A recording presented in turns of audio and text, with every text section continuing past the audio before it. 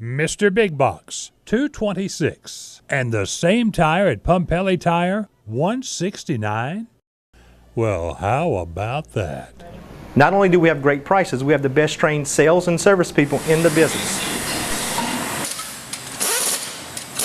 Come by one of your convenient Pumpelly Tire stores for that great personal service you've come to expect.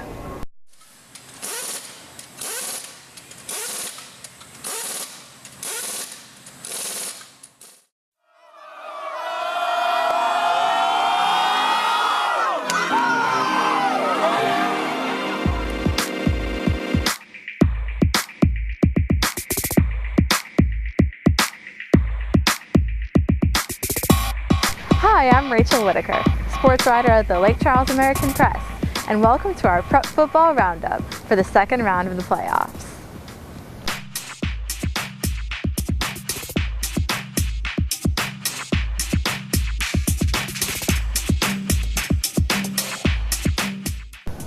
I'm coming to you today from Westlake High School.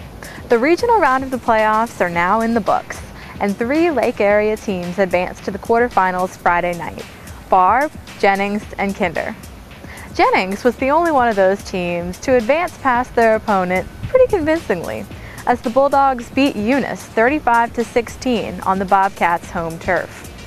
The Bulldogs helped avenge an earlier regular season loss to Eunice. That matchup was a back-and-forth battle, unlike this one, in which Trey Richardson and Dylan Laverne again carried Jennings, combining for 214 rushing yards and 4 touchdowns.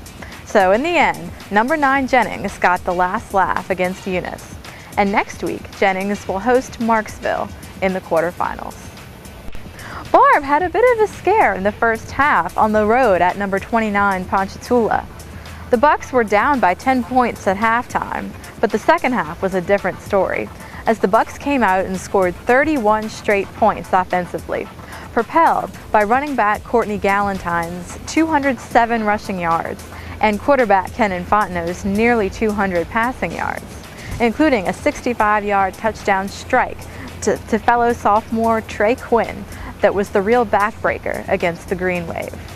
So next week, Barbe will host number 5 West Monroe. That should be a really great game for us to watch. And the Kinder Yellow Jackets have now won 11 straight games, as they traveled to New Orleans on Friday night and knocked off Newman 21-14. The defense again sealed the deal for Kinder, this time on a late interception that quashed Newman's attempt at a tying score.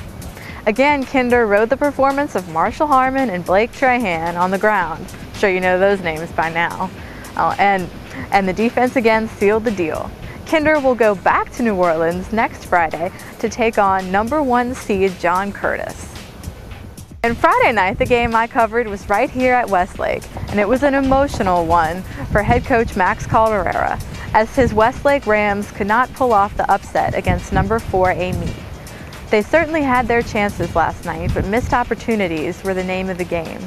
Devin Eaglin had 168 yards rushing and 2 touchdowns, but in the end it wasn't enough, as Westlake committed 9 penalties, missed a 28-yard field goal and a 2-point conversion in the first quarter that in the end was their undoing. After the game, Calderera was, of course, very emotional, saying how grateful he was to the town of Westlake for 38 wonderful years on the coaching staff. He retires from Westlake with 210 career victories. Keep your heads high, guys. Very high. Let's go, guys.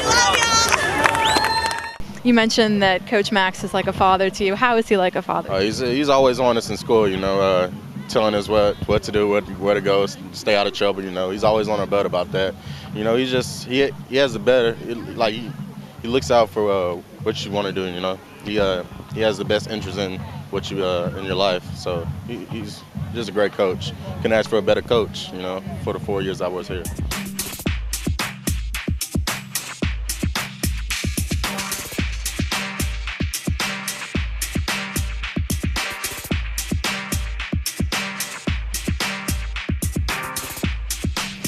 The other 3 teams in the Lake area to fall on Friday night were Welsh, Elton, and Washington Marion.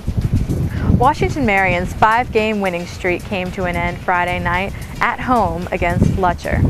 Washington Marion did take a 7-0 lead briefly early in the game, but it was all Fletcher from there on out, as Melvin Jones was completely held in check after that first touchdown that he scored.